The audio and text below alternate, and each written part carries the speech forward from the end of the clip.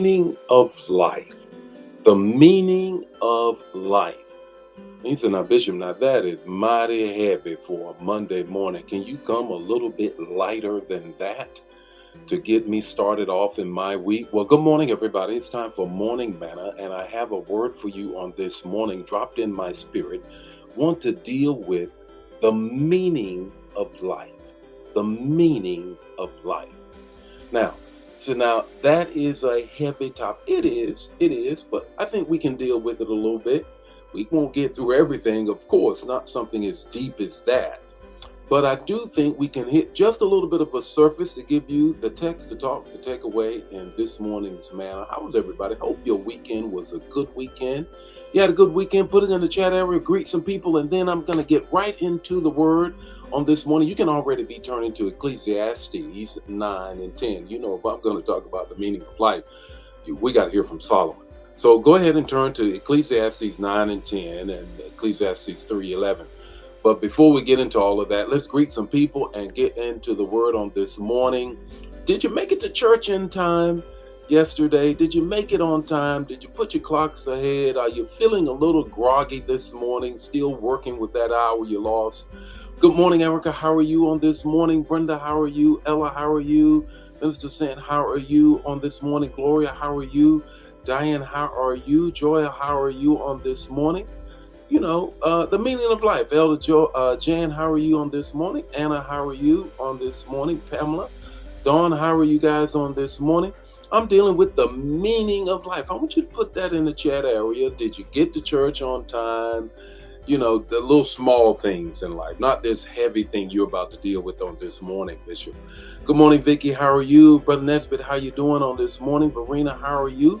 Yvonne, the retired life, how are you doing? Ori, how are you? Jewel, how are you on this morning? Well, welcome back, Angela. How are you doing? I hope all is well on your new job and everything. Good to see you on this morning.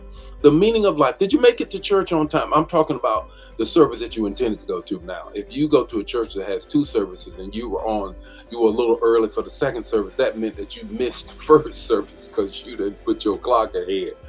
But anyhow, Elder Mobley, how are you on this morning? Gloria, how are you on this morning? Ricky, how are you on this morning? Let's deal with. Good morning, Ramona. How are you on this morning? Francine, how are you? Sean, how are you doing on this morning? Let's deal with the meaning of life. I mean, my God, that is a heavy topic that you want to deal with on this morning. Come on, Bishop, give us a little bit of a break. No, we're going to start out heavy. It might as well go deep. Put your swimsuit on and your what is that? Your diving kit, whatever that is, and let's go deeper this morning. The text to talk, the takeaway, and we're dealing with the meaning of life. Ecclesiastes 9 and 10. I want you to grab a hold of what Solomon is saying. Grab a hold of what Solomon is saying. Whatever your hands find to do, do it with all your might. For in the realm of the dead, where you are going, there is neither working, nor planning, nor knowledge, nor wisdom. Aristotle, Plato, Descartes, and so many other philosophers who deal with the metaphysical, just another word that we see in terms of philosophy, the meaning of life, the things that are outside of the physical realm that we can see, touch, feel, smell. They always deal with or attempting to find what is the meaning of life, something beyond this moment that we're in now. Now, interestingly enough, when Solomon is writing during this time of Hebrew thought, it wasn't as clear as it is when we find it in the New Testament. Clearly, we know that in the New Testament, there is a certain knowledge and a surety that there is more to life than now, after death. But when Solomon is writing this, Solomon is wrestling with all of this.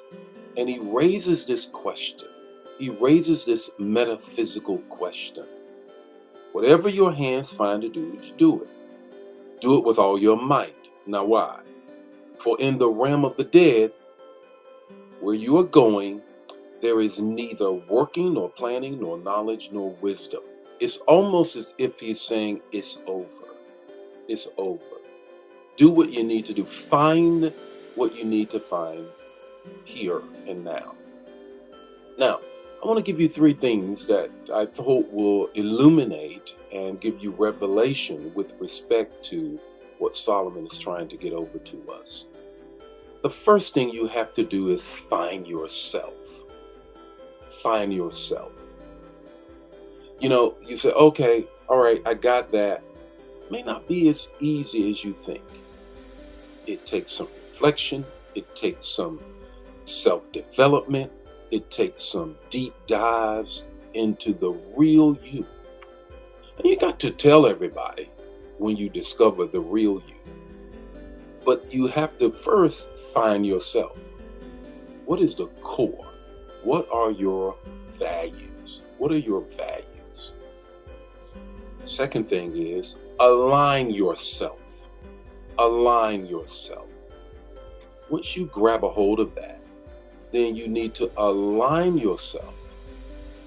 Got to be some honesty, got to be some clarity, got to be some self-development, got to be some self-reflection.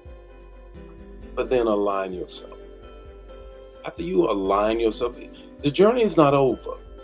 Don't get in a hurry. But just know that it's going to take some time. It's not over.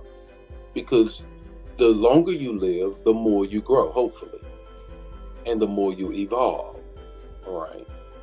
The third thing is this. Make good use of yourself. Find yourself, align yourself. Now make good use of yourself.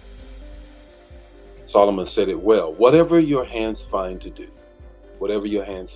do it with all your might.